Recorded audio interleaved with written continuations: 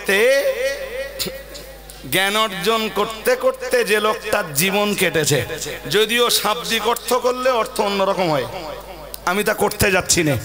নবীজি বললেন জ্ঞান অর্জন করতে করতে যার জীবন কেটেছে, প্রিয় রাসূল বলেছেন হারামাল্লাহু জাসাদাহু আলান নার, আল্লাহ তার জন্য, তার দেহের জন্য আল্লাহ জাহান্নামের আগুন হারাম করে দেন। আর একটু মন খুলে বলেন জি।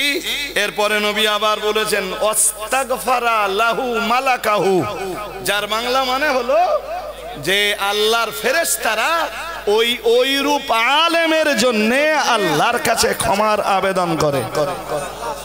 আল্লাহ তোমার এই আলেম বান্দা সারা জীবন এলেম অর্জন করতে করতে, এলেম বিতরণ করতে করতে, এলেমের প্রচার করতে করতে, এলেমের প্রসার ঘটাতে ঘটাতে তোমার এই আলেম বান্দার জীবনটা কেটে যাচ্ছে। আল্লাহ তোমার এই আলেম বান্দার জিন্দেগির গুনাহগুলোকে ক্ষমা করে দাও।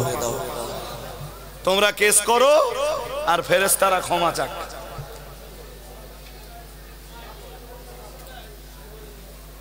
আরে ঠিক কিনা বলবেন তো? তোমরা কেস করো আর ক্ষমা চাইবে কারা?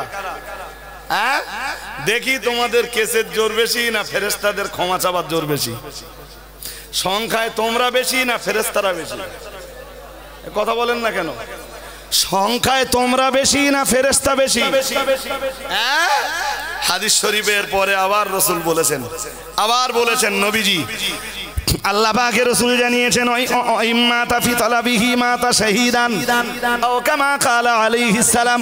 প্রিয় নবী আমার জানিয়েছেন আল্লাহর কোন বান্দা যদি জ্ঞান অর্জন করতে করতে, জ্ঞান বিতরণ করতে করতে, জ্ঞানের প্রচার আর প্রসার ঘটাতে ঘটাতে যদি মারা যায়, প্রিয় নবী আমার জানিয়েছেন মাতা শাহীদান, আল্লাহ পাক রব্বুল আলামিন তার মউতকে আর পাঁচজনের মউতের মতো না রেখে আল্লাহ পাক রব্বুল আলামিন তার মউতকে শাহাদাতের মউত হিসাবে কবুল করে নেন। আর একটু মন খুলে বলেন, ওই মানুষটাকে যখন কবরে রাখা হয়, প্রিয় নবী মুহাম্মদুর রাসূলুল্লাহ সাল্লাল্লাহু আলাইহি ওয়াসাল্লাম আবার জানিয়েছেন ইউসাউ লাহু ফি কবরিহি মাদ্দা বাসারিহি ও কামা ক্বালা আলাইহিস সালাম। ওই মানুষটাকে যখন কবরে রাখা হয়, আল্লাহ পাক রব্বুল আলামিন তার দৃষ্টি বরাবর কবরটাকে মহান আল্লাহ প্রশস্ত করে দেন।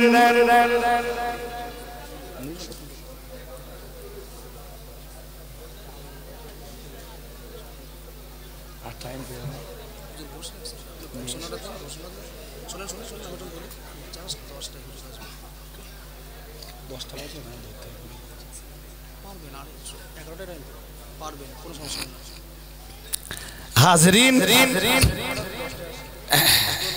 হুজুরকে নিয়ে এসো, আমি ততক্ষণ হাত পাচ্ছি। এনে বলবো ভাই, বলো ভাই দেখতেছি, যাও যাও যাও।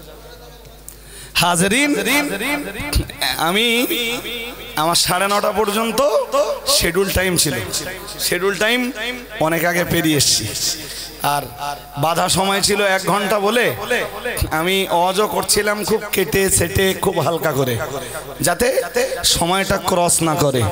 তাতেই দেখছি যে সময় অনেকটা ক্রস হয়ে গেছে। জি, আমি বক্তব্য এবারে ছাড়বো। তো এই যেই হাদিসটা বলছিলাম, জি এই হাদিসটা আরেকটু বলে নেই। নবী আবার বলছেন ওয়ায়ুনাওয়ারু আলা জিরানিহি 40 কবরাই আইয়ামিনিহি, সুবহানাল্লাহ। আর ওই আলেম বান্দাকে যেই কবরে সমানো হয়, ওখান থেকে ওর ডান দিকে 40টা কবর পর্যন্ত আল্লাহ ওই আলেমের ওসিলায় 40 কবর অবধি আল্লাহ নূরে নূরে আলোয় আলোয় ভরপুর করে দেন। আরেকটু মন খুলে আরো আওয়াজ দিয়ে নবী আবার বলেছেন ওর বাম সাইডে 40টা কবরকে আল্লাহ আলোকিত করে দেন। ওই আলেমের কবরের সামনের 40টি কবরকে আল্লাহ আলোকিত করে দেন। ওই আলেমের কবরের পিছনের দিকের 40টি কবরকে আল্লাহ হাক্কানি ওই আলেমের ওসিলায় আলোকিত করে দেন। সুবহানাল্লাহ। আরেকটু মন খুলে বলবেন না? সুবহানাল্লাহ। এবার বলুন, আলেম তৈরির দরকার আছে না নেই? হ্যাঁ, আলেম এমনি কিছু হাক্কানি আলেম আছে, তাই জাহেলদের দাপটে টিকে থাকা দায়। আর আলেম যদি মোটে না তৈরি হতো, এ সমাজ জাহান্নামে যেত, মোটে সময় লাগতো না। বলো কিভাবে জাহান্নামে যাচ্ছে? আমি প্র্যাকটিক্যালে কোরআন দিয়ে হাদিস দিয়ে বাস্তবতা তুলে ধরে আপনাকে বোঝাতে পারবো। তা জি, অল ইন্ডিয়া সুন্নাতুল জামাতের আলেমদের প্রচেষ্টা হলো সমাজের যে মানুষগুলো অপরাধ করে করে কোরআন না জেনে, হাদিস না জেনে, সুন্নাত না জেনে জাহান্নামের কিনারায় পৌঁছে গেছে, জাহান্নামের কিনারা থেকে এই মানুষগুলোকে যদি বাঁচাতে হয়, জাহান্নামের কিনারা থেকে এই মানুষগুলোকে যদি টেনে আনতে হয়, দরকার হলো এ জাতির জন্য হাক্কানি রব্বানি আলেমে দ্বীন।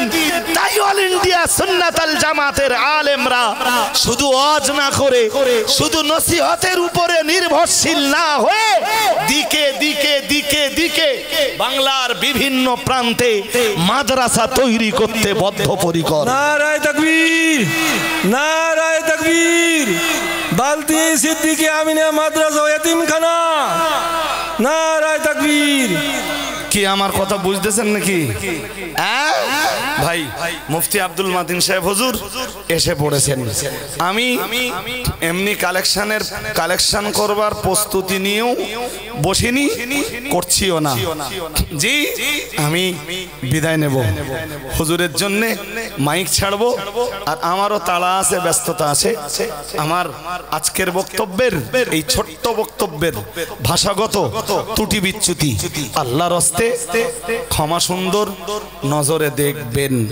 কোরআন হাদিস অ্যাপ্লাই করতে যে ভুল হয়ে থাকলে ক্ষমা আল্লাহর কাছে চাইব, নিশ্চয়ই ক্ষমাকারী তিনি, ক্ষমা করবেন। ও আখিরু দাওয়ানা আনিল হামদুলিল্লাহি রাব্বিল আলামিন। দরুদ শরীফ। আল্লাহুম্মা। হুজুর কই আসেন, এমাই ছেড়ে দিস, এটা তাকবীর দেন, নারায়ে তাকবীর। অল ইন্ডিয়া সুন্নাতুল জামাত। আচ্ছা, এতটা লোকের তাকবীরে নাম হয়? এটা কথা হলো নারায়ে তাকবীর। অল ইন্ডিয়া সুন্নাতুল জামাত, অল ইন্ডিয়া সুন্নাত ওয়াল জামাত সিলসিলায়ে মুজাদ্দিদুজ জামান, সিলসিলায়ে মুজাদ্দিদুজ জামান। নারায়ে তাকবীর। বঙ্গনূর পত্রিকার মাননীয় সম্পাদক সাহেব মুফতি আব্দুল মাতিন সাহেব, নারায়ে তাকবীর। আজকে আমি জিন্দাবাদ দিস, মানে মাতিন সাহেব রস ভালো হবে আশা করা যাচ্ছে।